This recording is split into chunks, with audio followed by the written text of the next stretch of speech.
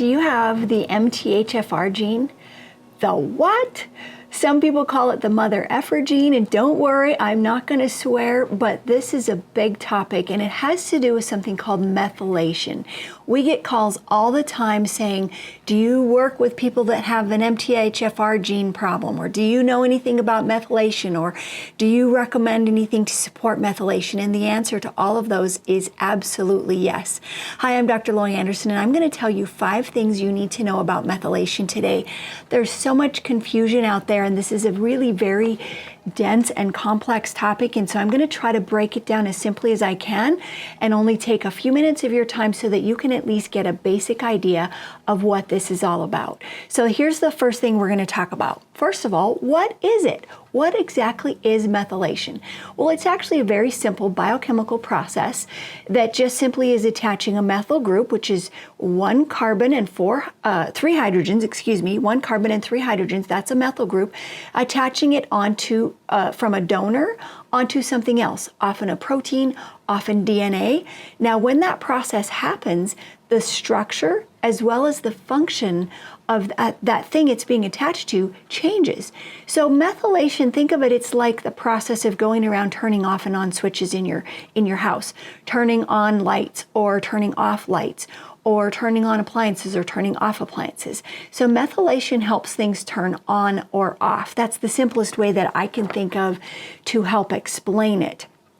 So it's facilitated, this process of attaching a methyl group is facilitated or made possible by something called enzymes. Enzymes are like the workhorses in the body. They're proteins, and their job is to make certain things happen. And there's a group of enzymes called methyltransferases that help move these methyl groups around. There's a whole bunch of them, but the most famous one is the MTHFR enzyme. And yes, it is involved in methylation, but it is only one part of a very complex cycle that involves multiple pathways and multiple different types of enzymes. Now, we've studied the MTHFR gene. That's a mouthful. That's why we have a nickname for it, but we've studied it quite a bit, and we've discovered that there are at least 2 major genetic or gene variants of this enzyme. You may have heard of these. One is called C677T.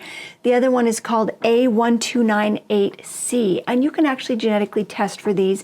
And some people have been tested, and they've learned that this could be a problem, and they have a lot of fear around what does this mean for them. I hope by the end of our video today you have less fear and more understanding. So yes, you can have genetic variants, we call those SNPs or polymorphisms for short, SNPs for short, that can affect how well that methyltransferase gene, that specifically the MTHFR gene, is working. That can affect overall how well your system is methylating. However, there are so many additional factors beyond genetics and so many other enzymes and pathways involved here that I don't want you to feel doomed if you have the C677 polymorphism or SNP. There's a lot more to it. There's a lot of other factors that are necessary to make methylation work properly.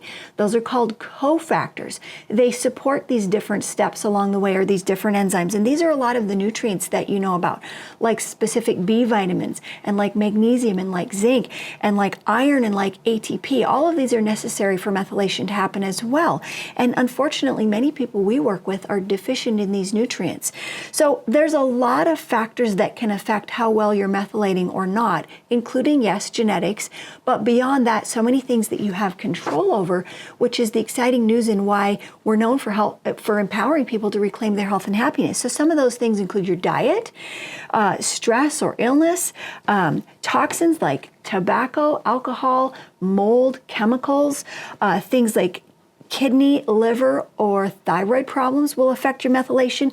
Medications like diuretics and laxatives and blood pressure and cholesterol medication affect your methylation. Activity levels, and even things like histamine or histamine intolerance will affect your methylation. So, number one, what is it? It's an important process going on all the time in your body where a methyl group is getting moved around. This turns on and off certain functions. Okay, ready for number 2. Why is it important? Because the structures and the functions of the things that this is affecting affect every aspect of your health. Methylation affects DNA repair and expression. This is important for development, for autoimmune disease, for fertility, for cancer risks. Methylation also is very involved in neurotransmitter production. Neurotransmitters are responsible for our mood and mental health. So if you have problems with neurotransmitter levels, you can have all sorts of problems with mental health issues, anxiety, depression, OCD, ADHD, etc., often are linked to methylation. Methylation is involved in hormone metabolism. So if you're not metabolizing your hormones properly, you have increased risk for imbalances that can lead to a whole host of things, including cancer risks. Methylation is definitely involved in your immune system and the regulation of inflammation. That's the tie to all the autoimmune diseases. Methylation is a key part of the energy production cycle. So if you don't methylate well, you can have major problems with energy production and fatigue and things like migraines and headaches. It is a major factor in the detoxification pathways. In fact, detoxification and methylation are linked. And so if you're not methylating well or you're overloaded with toxins, that can affect your methylation. And finally, methylation is involved in lots of metabolic processes. And so if you're having issues with methylation, it can affect things like heart disease and Alzheimer's and stroke risks and blood clots. So that's number 2. Why it's important is because it affects all of these major areas of health and thriving. So number 3, how do we check this? How do you know if you actually have a methylation problem? Well, if you have some of the symptoms that I'm going to talk about next, that's going to be number 4, is what are the symptoms? You might suspect it. But you may have heard that you have to do genetic testing. You have to find out if you have the C677 SNP or the 1298 SNP. And that is one way. And if you have one of those SNPs, it may increase your risks of not methylating well. But there's so much redundancy that even if you have one of those genetic variants, you still might be methylating just fine. So I personally don't lean toward genetic testing, even though it's available and it can be helpful. I think a more useful test that's actually much easier to do and much less expensive is a simple blood test that measures a marker called homocysteine. Homocysteine is part of the methylation cycle, and if you Google methylation or go to YouTube, you will find a host of videos and diagrams, and I thought about showing those to you today, and there's very complex diagrams that show all these different parts. And then I decided just to simply talk to you and explain this in the most simple way that I can. But homocysteine is part of the methylation cycle, and if it goes up, if the levels are too high, it's often an indication that you're undermethylating, and when it goes down or it's too low, it's a sign that you may be overmethylating. And the key, just like with everything, is balance. And so how do I check if you're methylating well or not? Is I measure your homocysteine. And I measure it routinely on all my clients, and I repeat it to make sure, because it can change. It can change over time. Methylation fluctuates a lot depending on all those different factors that we've already touched on. So that's my favorite way, and we check that for everybody. So number 4 is, what are the symptoms? And the key here is to remember that balance is the key. You don't want too much or too little. Now, it's true that the majority of people who have a methylation issue are undermethylating. That means usually their homocysteine is high.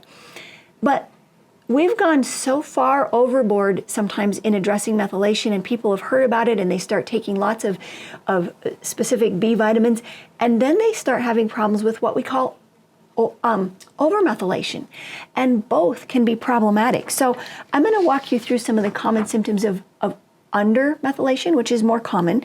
And one of the first things at the top of the list is anxiety. We can get anxiety, but this is more of the irritable, controlling type of anxiety, where we're quick to make decisions and sometimes jump to conclusions, where we can feel our relationships can be affected because we can be driven by competition and opposition. We can sometimes struggle to have or feel a lack of empathy with people. Those are sometimes signs of undermethylation. When you're overmethylating, You can also feel anxiety. So this is very confusing, right? If you have anxiety, you could be either under or over methylating. That's why it's so important to test, why it's so important to find somebody that can help you with this.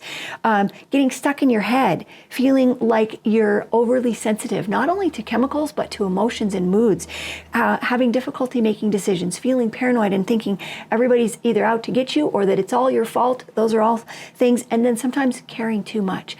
These can all be connected to methylation, and there's a host of other things too, but these are some of the common symptoms that affect our mental health and why you might want to think about getting your methylation levels checked. All right, we're ready to wrap it up here, guys. Number 5, what can you do about this? There's so much you can do about it. Now, you cannot change your actual genes, but you can change your gene expression and you can affect all the things that regulate how well you're methylating by your choices, by your action. So the first thing is think about what you're eating. Number 1, eat more veggies, eat less processed foods and less red meats. All of those will slow down methylation. Minimize caffeine and alcohol intake, which will also slow down methylation. Number 2 is reduce or eliminate your exposure to toxins. We're all exposed to toxins every day. We can get paranoid about it now, but where you're able to, limit your use of chemicals and toxin exposures. This includes mold, which is a big one for a lot of people. Another thing is address underlying diseases. If you have kidney or liver or thyroid problems, make sure you're getting to the root of those and addressing them because they do affect your methylation. Learn how to manage and regulate your stress. And finally, what supplements can you take? And if you've Googled methylation, you'll find that many videos and people out there, the first thing they jump to is what supplement to take. And this is the last thing that I address because I want you to think first and foremost, what lifestyle factors can I take action on that are going to help? But yes, the proper supplements are going to help. All those cofactors I mentioned earlier, methylated B12 and folate are really important, but there's different types of those and there's different levels. Some people are getting too much. Some people don't tolerate methylcobalamin and they need something else like adenosine or hydroxycobalamin. A lot of people are getting too much and they're getting to that overmethylation state. But magnesium, zinc, iron, B2, B3, B6, and there's a whole host of others too, copper, that are necessary. And so this is where I'm going to urge you to consider getting some professional help with a functional medicine provider who understands methylation and all of the different nuances of getting you balanced and thriving. We are here to empower you to reclaim your health and happiness. And if you need help, please let us know. Bye.